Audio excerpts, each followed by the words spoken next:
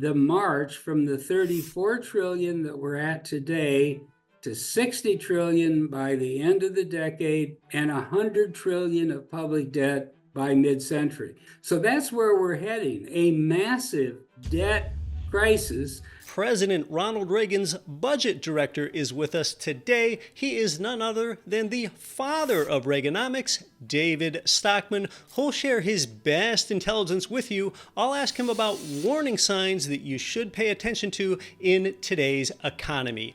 Hi, I'm Get Rich Education host and Forbes Real Estate Council member Keith Weinhold with the father of Reaganomics today. David, as a real estate investing show, at times we need to step back and look at the bigger picture. And now on the economy, one seems to get a different answer depending on who they speak with. You have a highly qualified opinion. What do both investors and citizens need to know today about the condition of the American economy? Well, I don't think the outlook is very promising, but I think it's important to understand what that means for real estate investors. Because the fact is, if you're in real estate, and I know many of your listeners or viewers are very knowledgeable and sophisticated, there's really two ways to look at real estate. One is as a property that generates a flow of cash or income that is highly reliable and that you can count on and produces a rate of return on the invested capital that's attractive. That's one way. The second way is that if you invest at the right time, when perhaps interest rates are falling and therefore multiples or cap rates are becoming more attractive, and property values are rising rapidly, mainly because of easy money and lower interest rates, then there's a huge opportunity for capital gains as another way of generating return on capital. But those are two obviously very different tracks. The capital gains route, buy, hold, invest, improve, flip, collect the gain and move on, or the income-based, rent and earnings-based approach to property. Now, I think the reason I went through this, it's pretty elementary, of course, is that the macro environment is very different between the first strategy and the second strategy. And therefore, the important thing to understand about the macro environment is which environment are you in, and is it conducive to strategy A, the income strategy, or B, the capital gains strategy? I would say right now, we're totally in an incomes strategy environment. And that's because we've gone through several decades of easy money, of rapidly rising asset values, of ultra low interest rates, of very high multiples in terms of property values to income. That has generated trillions and trillions of capital gains for smart real estate investors. But I think we're out of that environment, and we're in an environment now where we're stuck with massive public debts and deficits. We're stuck with a central bank that has basically painted itself into a corner, created so much fiat credit, generated so much liquidity into the economy that now it will be struggling with inflation for years to come, which means notwithstanding Wall Street's constant belief that rate cuts are coming tomorrow, there won't be rate cuts for a long time to come. And what we're facing, therefore, is likely higher rates for longer, an environment in which property values are flat, if not declining. And therefore, the capital gains route is not going to work very well.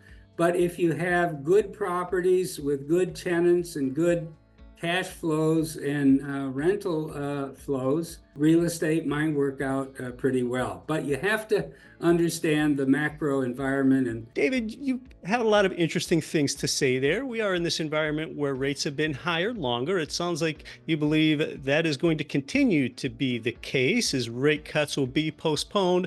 It's a little more difficult question. It's some crystal ball stuff, but can you tell us more about that? What can we expect for inflation and interest rates for the rest of this 2020s decade, which has about 6 years to go? I think think there's going to be high rates for most of this decade because we have so much inflation and excess demand built into the economy. We really went overboard, especially after 2020 with the pandemic lockdowns and then these massive stimulus programs. Something like $6 trillion of added stimulus was injected into the economy in less than 12 months. Yeah. That created an undertow of inflation that is still with us. And despite all the hopeful commentary that comes from Wall Street, that's not a victory over inflation. That's double what the Fed says its target is. And frankly, the Fed's target is a little bit phony. I mean, what's so great about 2% inflation? If you're a saver and your savings are, shrinking by 30% over the course of a decade. So they're going to have a tremendous wrestling match with inflation, not just for a few more months, but I think for several more years in this decade. I don't see the federal funds rate, which is kind of the benchmark rate for overnight money, coming down below 5% very soon, or if at all. And that's because with inflation running at 4% or better, if you have a 5% money market rate, you're barely getting a return on capital, especially if you factor in taxes. It's like it's a rounding error. And that doesn't work over time. I mean, you're not going to get long-term savings. You're not going to get long-term capital investment if the returns after inflation and taxes are either non-existent or negative, as they've been for quite a while. So even though everybody would like to hope we're going back to the good old days of 0% overnight money or 1% money, which they got so used to over the last couple decades, it was bad policy. It wasn't sustainable. It caused a huge amount of bubbles and distortions in our economy. But once we finally got to the end of that in March 2022, when the Fed had to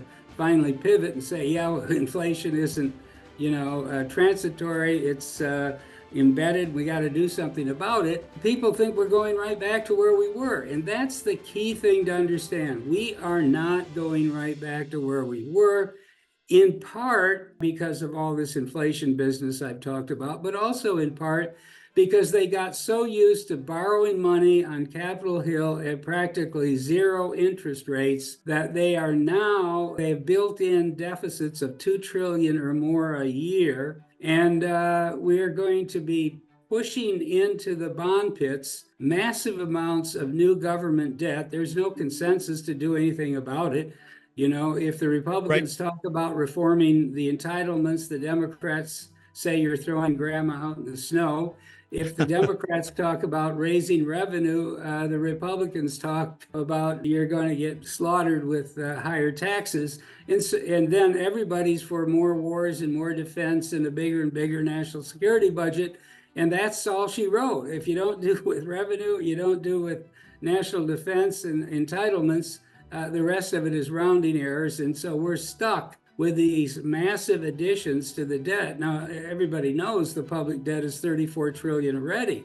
Yeah. But what I think they don't understand is that by the end of this decade, you ask about the decade, we'll be close to $60 trillion of public debt. And if you look at the last CBO projection, they do every year a long-term projection. And CBO actually is more optimistic than it is warranted in any way. In other words, their long-term assumptions I call rosy scenario. There's no more recessions for the next couple decades. Inflation is well behaved, interest rates stay low, full employment lasts indefinitely and forever. Well, this doesn't happen. Look at the real world over the last 20, 30 years. We've been all over the lot. So if you look at the CBO forecast, which, as I'm just saying here, is exceedingly optimistic, they nevertheless are projecting that the public debt, and they don't even write this number down in their report because it's too scary, will be $100 trillion before the middle of this century. That's unfathomable. $100 trillion. Yeah. Now, if you ask people today, who are market savvy, like a lot of your viewers, well, where are the Treasury bills, notes, and bonds today? Well, if you average it all out, it's about 5%. I don't think it's going to come down much. It'll vary a little bit up and down over time. But let's just say it stays at 5%. That means the carry cost of the public debt out a couple decades will be 5 trillion a year. The interest, okay, it's staggering. That's almost as much as the whole federal budget spending is today at about 6.6, 6.7 trillion. So that's where we're heading, a massive debt crisis, because they built in a structural deficit that the politicians and I call it the uniparty, they fight about silly things, but they agree on the big things which are leading to this outcome. The uniparty has no ability to do anything about this structural deficit or the march from the 34 trillion that we're at today to 60 trillion by the end of the decade and 100 trillion of public debt by mid-century. Now, for a real estate investor, that's probably the most important number you're going to hear, at least this week or maybe this month or even this year.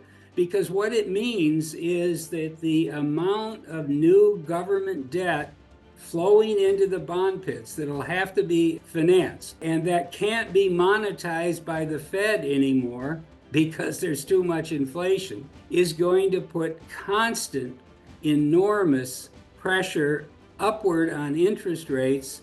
And of course, higher interest rates mean lower property values. That's just, basic real estate math. So that's the environment we're heading into, which means good properties with good income and good rental flows are really the only way to go. Yeah, well, there's an awful lot there. And with this persistent higher inflation that you expect, the way I think about it is the higher the rate of inflation, the more that moves a person's dollars out of a savings account and instead out onto the risk curve. You can watch this one next.